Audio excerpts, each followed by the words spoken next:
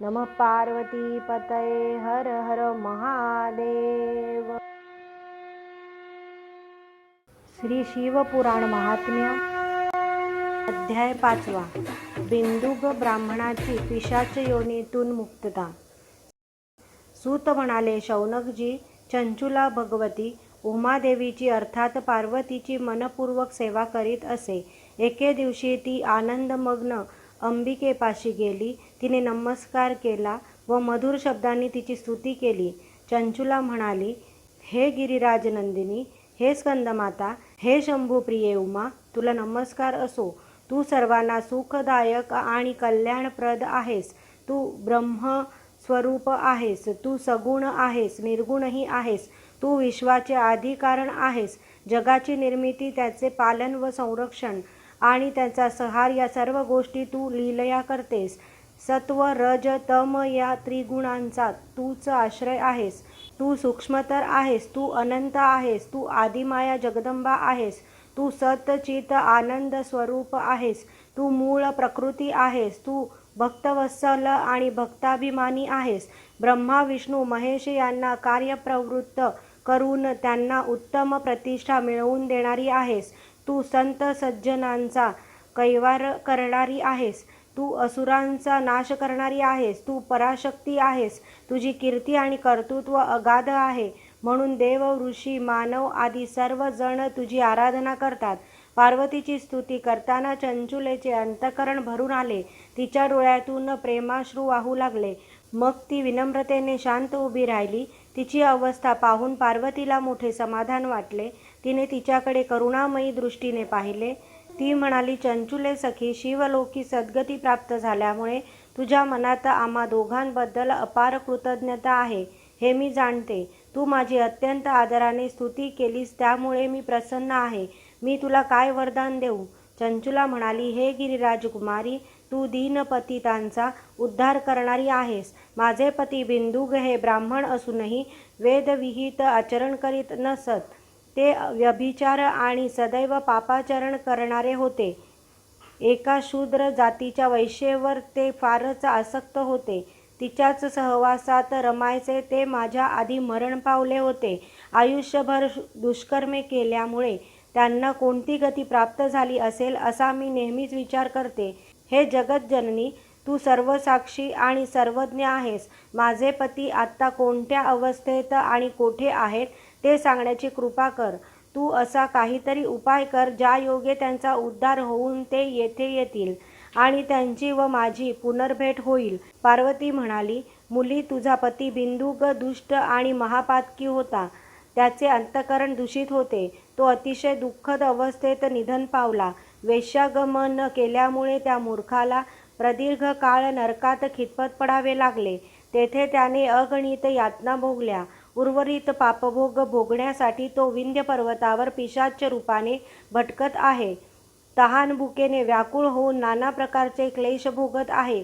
सूत म्हणाले, शौनकजी, गौरीच्या मुखातून बिंदुकाच्या दुर्गतीचे वर्णन ऐकून चंचुलाला अतिशय वाईट वाटले। ती दुःखाने हुंदके देऊ लागली। तिने कसेबसे स्वतःला आवरले। मग पार्वतीला हात जोडले व म्हणाली, हे महेश्वरी, पतीचा सद्य वृत्तांत जाणून माझे मन आक्रोश करीत आहे। मी फार व्यथित झाले आहे। हे महादेवी, मी तुला शरण आहे। तू माझ्यावर कृपा कर।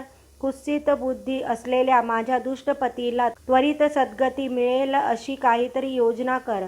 मी तुझी सदैव ऋणी राहीन। पार्वती म्हणाली, चंचुले, शिवपुराणाचे महात्म्य किती थोर आहे याचा तू प्रत्यक्ष अनुभव घेतला आहेस।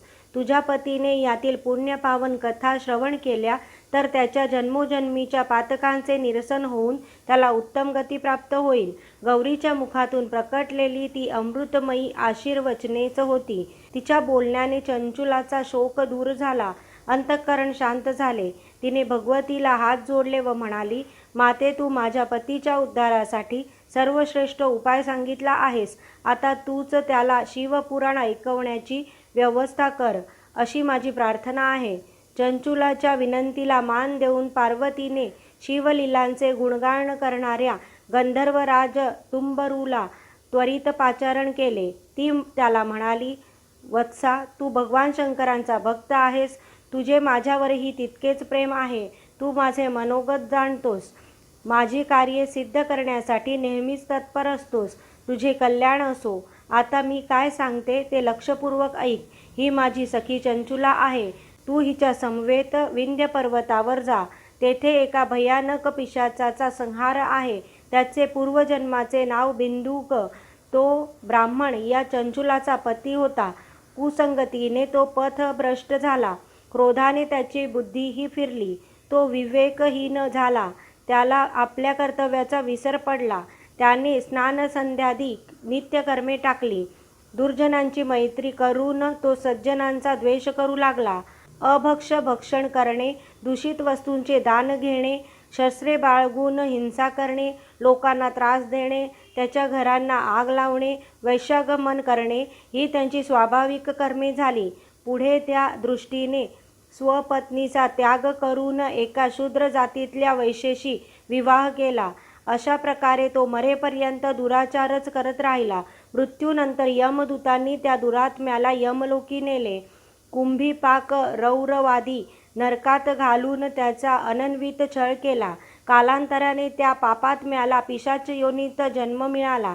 तोच बिंदुगा आता पिशाच रूपाने विंध्य पर्वतावर आपल्या उर्वरित पापांचे फळ भोगत आहे. शिवपुराणातील दिव्य कथा पापांचा नाश करून पुण्यवृद्धी करणाऱ्या आहेत. या कथांचे श्रवण हे सर्वोत्कृष्ट पुण्यकर्म आहे. तू त्यांच्या सम्मुख शिवपुराणाचे वाचन कर. त्या श्रवणाच्या प्रभावाने तो पापमुक्त होईल. त्याचे अंतःकरण शुद्ध होऊन तो प्रेतयोनीतून मुक्त होईल. त्या गर्तेतून बाहेर आल्यावर त्याला दिव्य विमानातून तू शिवलोकी घेऊन ये. त्याला शिवजींसमोर उपस्थित कर.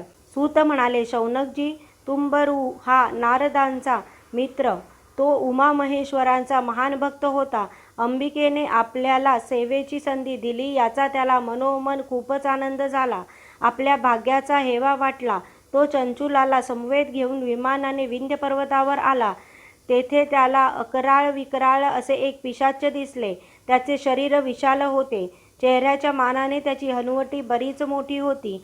ते कधी कधी हसत होते, कधी रडत होते, तर कधी अस्ताव्यस्त उड्या मारत होते. आपल्या पतीची ती अवस्था पाहून चंचुलाला अतिशय वाईट वाटले.